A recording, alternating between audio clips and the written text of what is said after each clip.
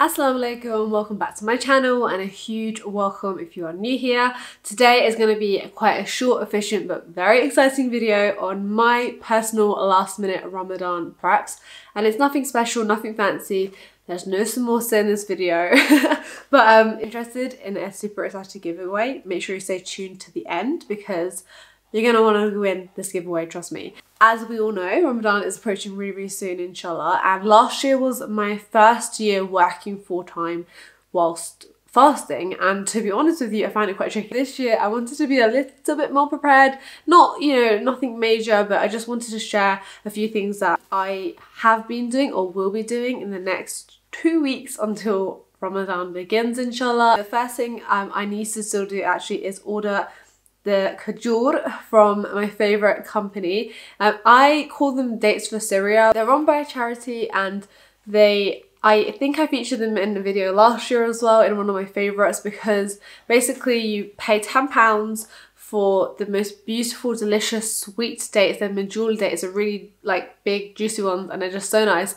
And they come in a lovely tin box which you can reuse. Whatever profit is made from them is then given to a country in need. And I've noticed this year, I was on the website yesterday and they've expanded it to so many different countries. So there's also Burma on there now, there's Palestine, of course, Syria. There's just so many like excellent causes that we can support just by buying Kajoor. Now obviously you could go to the supermarket and get them cheaper, that's fine. I would just say be aware of the label, make sure that you're checking from where they're from, because you want to be funding from a country that probably needs the money more than a country that doesn't, if you catch my drift. But yeah, so I personally like to do that, at least buy one box, and then I think they make really good gifts as well. So the first thing I want to do is order my dates. Number two, the thing that I've been trying to do, especially actually like whilst on holiday, because I returned from my honeymoon like a week and a bit ago, and even on holiday as well, because we don't have our regular snacks, was cut down on snacking. I feel like in the run up to Ramadan, especially like the days and weeks before, the less that you snack, the better it is for your fast, because you're just not in the habit of it as much. The other thing is, my husband and I, we've been married for 4 months now, alhamdulillah, but we have put on that post-wedding weight like nobody's business. There's been davas, we've been eating out. Obviously, we've just had our honeymoon as well. And on your honeymoon, you're just going to be eating out, like we weren't cooking on our honeymoon at all. So we have definitely piled on the pounds. Something that I really want to do this Ramadan, starting from Ramadan, if you like, is make more sensible food buying choices. It's so easy to go to the supermarket and just stockpile on the kebabs and the samosa, or maybe you make your own, and that's fine. But again, I was watching Liba's video and she was saying, well, there's no other month in the year that any of us sit and eat samosa every single day. So why would we do it to ourselves in Ramadan when our bodies are obviously having to take a little bit of strain from not eating, not drinking all day? So the foods and the fuel that you want to be putting into your body should be like the best for your body. And I know everyone gets cravings when they're fasting, I definitely do, but even just having like one like chocolate bar or one packet of sweets, it should be enough to fill your cravings after you've had like your water and your meal and everything. More of an effort to like meal prep and just be more aware of what I'm eating and what I'm fueling my body with. And number two, cut down on the fried foods. For me, that's something that I'm definitely making a conscious decision to do. It's not like I'm going to be like totally cut myself off from it, but like having one pakora instead of 5, because I definitely can eat at least 5 if not 10, or like having one samosa, you know, and not having it consistently every single day. Number 4, we need to do a food shop this weekend, inshallah. Like, it's the last weekend before Ramadan, and I am planning to pick up a lot of quick but nutritious breakfast. So like porridge packets, like my Belvita bars, I think I'm gonna still get them because I do like to have them, and my favourite cereals as well. I'm planning to spend as little time as possible doing supermarket shopping during Ramadan. Obviously, like we'll probably go out and get the essentials like the bread and stuff, but honestly, like supermarket shopping is just not the one when you're fasting. So in terms of the food that I do pick up, it has to be like quite quick and easy to make. It's obviously working full time, trying to get your sleep in between iftari and sahri is gonna be a bit of a mission, but I'm gonna have to try and do it, obviously. Like, this is adulting now. Number 5 is being more work efficient. Now obviously this is totally dependent on the job you do, the field of work that you are in. For me, I'm a teacher, full-time teacher, and Alhamdulillah, I've got 1 week of Ramadan off, so I'm only actually working for 3 of the weeks of Ramadan. So when I count that down, that's only like 15 days, alhamdulillah, which is what I'm going to try and keep thinking, like it's only half of Ramadan, so I still got the other half of Ramadan, including weekends, to really try and gain a reward and improve on my personal targets and things like that. But one thing that I want to do now, what I'm doing now currently, since I've come back from my holiday, is trying to be a lot more work efficient. So I'm staying later at work now, and I will be next week as well, and trying to get the bigger tasks done that I don't want to then have to be staying behind for during Ramadan, if that makes sense. So when it is the month of Ramadan, I can go home a bit earlier without feeling guilty, without feeling like I haven't done what I need to do, and still be on track with my work. And then the final and most exciting thing for me has been getting my hands on a Ramadan legacy planner.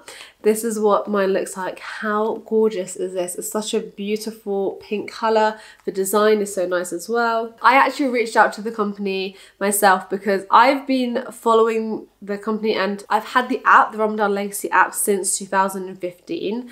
Absolutely loved it. It is such a game changer for me. Like I couldn't believe how useful it was. They were consistently sending daily reminders. They had all the du'as on the app. When I saw that they come out with a journal, and there's a black version as well if you prefer that, if you don't like the pink colour, I was so excited. And then I was even more excited to see the price. It's like around £12. I'll put the price that it is currently like on the screen, but I just think that's such a good price for such a beneficial product. Having something like this basically means that Ramadan's not going to totally fly by. You're going to be able to keep track day by day, take each day at a time, and reflect as well on how your last day went and what changes you can make, which I am so all about. I've seen these pages on social media and it's so exciting to see them in person. It says, Assalamu alaikum. Sign your Ramadan intention below. This Ramadan, I intend to be closer to you, Allah, to worship you, to learn, to love, and to live Ramadan. To improve my character, repent, forgive others, stop bad habits, and replace it with good habits.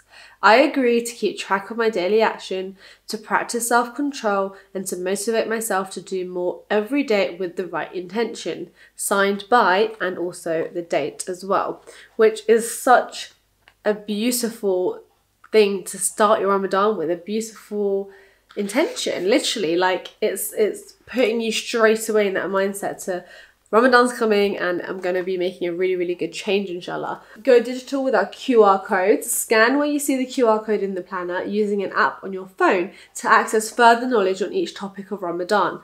That is so innovative. That is like, wow, I'm actually living in the future. Like I can get my phone, scan into a book and get extra information. Like that is, subhanallah, man, that is amazing. Like I've seen a few planners and things for Ramadan. I've seen a few books that are just totally dedicated to it. I've never seen anything that cool though, so wow. I've just got a standard QR code app on my phone, and this is page 5, and it says dive into the deepness of Ramadan. I've just scanned it. It basically takes you to a URL. Open in browser. That is so cool. So it says stage 1, the journey of Ramadan. And there's also videos there that you can watch for extra information. The Ramadan Legacy Planner has been crafted with care and built with barakah. Our purpose is to help you to have a life-changing Ramadan, inshallah, subhanallah. Ramadan is a special time of the year where we discover who we really are. We discover the person that Allah has created and designed us to be. At Ramadan Legacy, we like to say Ramadan is a glimpse of the person that you can be every single day. SubhanAllah.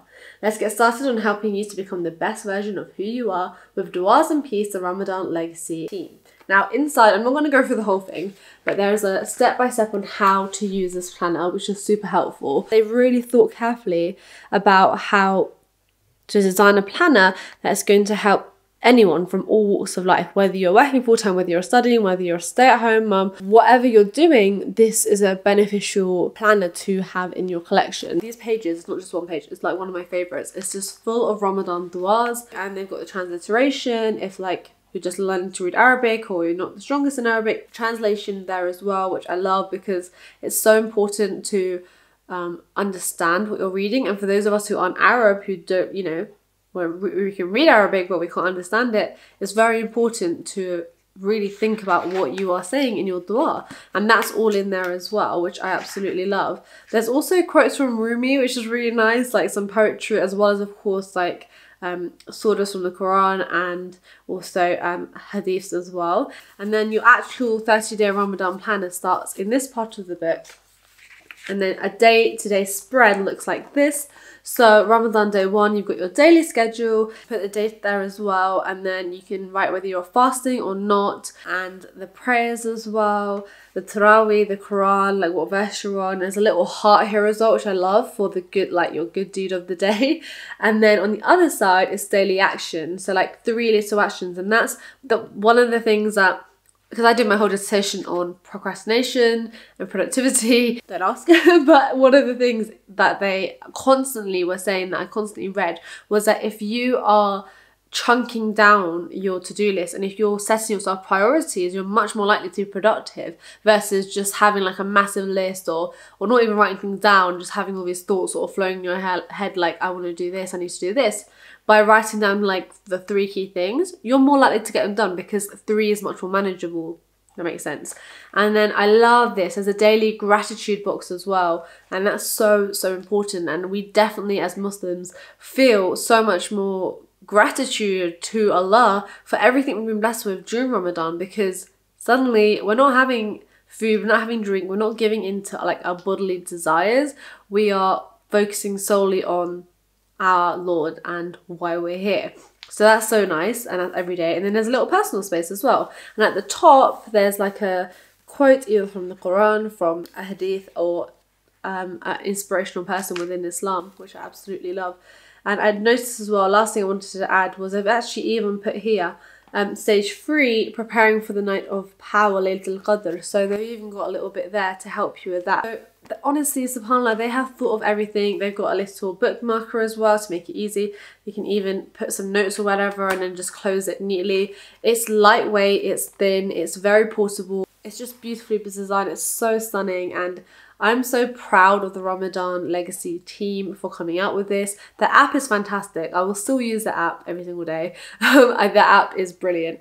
But this is just a fantastic addition to have. And when I reached out to them to ask them if I could like work with them, I also said, please could I ask for a planner for one of you girls? So I actually have a planner to give away for somebody here. And obviously Ramadan's not far off now. I hope, inshallah, this video is going to be going up on Friday. Therefore, you have got 4 days from the date of this video, and it's a UK only giveaway. I'll be posting the planner out to one of you guys. All you need to do is make sure that you are following me on Instagram, and that you're following Ramadan Legacy on Instagram, and that you subscribe to this channel, and you could be winning your very own planner. But I do seriously recommend that you guys pick up your own planner regardless, because it's such a helpful tool to have for Ramadan, especially if you're somebody like me who you're working full time and you just want to make the most of it, but it's very difficult to keep track. This is literally the answer to your prayers.